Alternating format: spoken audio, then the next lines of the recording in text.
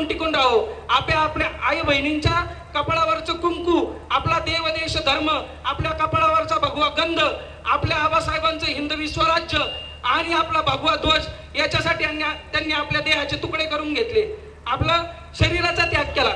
Picture मध्ये फक्त तुम्हाला दाखवलं डोळे फोडले. 30 दिवस शंभूराजे बलिदानाच्या मार्गावर चालत होते. कधी त्यांचे कान तोडले जात होते, कधी त्यांचं नाक कापलं जात होतं, कधी नख काढले जात होते, कधी छातीची साल काढायचे, कधी या मांडीची, कधी या मांडीची, कधी या दंडाची. तेवढंही करून ते थांबले नाही. दुधावर जशी साय येते ना त्याप्रमाणे 2 दिवसांनी परत आपल्याला काढलेली चमडी, तिथं थोडीशी चमडी येते ना ती परत काढायचे. एवढा तास शंभूराजांना त्यांनी दिला. अक्षरशः शेवटच्या क्षणावर त्यांना लाकडी ओंडकावर त्या आवरंगेने डुकरांनी झोपवलं आणि मेंदूला संवेदना कळाव्या म्हणून पायापासून कुऱ्हाडीने तुकडे करायला सुरुवात केली आणि डोक्यापर्यंत शंभूराजांची कुऱ्हाडीने तुकडे केले. त्या मुंडक्याची गावभर धिंड काढली आणि त्यांची अंत्ययात्रा कोणी काढू नये म्हणून त्या शरीराचे तुकडे कोल्ह्या कुत्र्यांना खायला फेकून दिले. मी तुम्हाला हे का सांगतोय की तुम्ही फक्त हे पिक्चर बघून 4 दिवस भावनिक होऊ नका. तुमचं आमचं अस्तित्व शंभूराजांच्या बलिदानामुळे. ही गोष्ट तुम्ही आयुष्यभर लक्षात ठेवली पाहिजे. तुमच्या मुलांना 4थीच्या पुस्तकाच्या पलीकडे इतिहास नाहीये. म्हणून आज ही शोकांतिका आहे की पिक्चर मधून तुम्हाला तुमच्या हिंदूंना तुमच्या पूर्वजांचा इतिहास दाखवला जातोय. ही वेळ आलेली आहे आपल्यावर की पिक्चर मधून आपल्याला आपल्या पूर्वजांचा इतिहास दाखवावा लागतोय. जो माणूस आपला इतिहास विसरतो ना तो कधी आपलं भविष्य घडवू शकत नाही. म्हणून हा इतिहास आपल्या पोरांना शिकवा.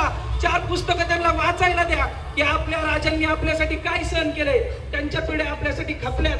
उद्यापासून फाल्गुन महिना सुरू होतोय. याच फाल्गुन महिन्यामध्ये 30 दिवस शंभूराजांच्या शरीराची विटंबना केली गेली होती. फाल्गुन शुद्ध प्रतिपदा ते फाल्गुन अमावस्याच्या दिवशी त्यांच्या शरीराचे तुकडे केले होते. उद्यापासून तुम्ही धर्मवीर बलिदान मास पाळा.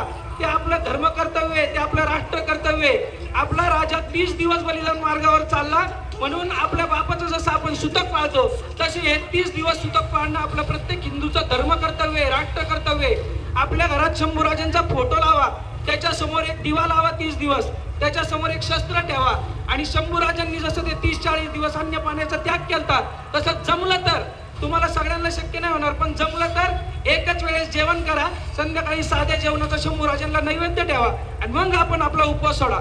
आता आम्ही मुंडन करतो, शेंडी ठेवतो, चप्पल सोडतो, गोडधोड खाणं सोडतो, सगळं व्यसन सोडतो, नवीन खरेदी करणं सोडतो, कसलाही सणवार करत नाही, हे सगळं पाळतो. पण तुम्हाला तुमची निदान एखादी आवडती गोष्ट जरी 30 दिवस सोडता आली ना तर सोडा आणि आपल्या राजाला 30 दिवस श्रद्धांजली वाहा.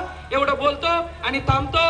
पुण्यश्लोक छत्रपती श्री शिवाजी महाराज की, धर्मवीर छत्रपती श्री संभाजी महाराज की. नमो पार्वती पतये. हर हर हर हर.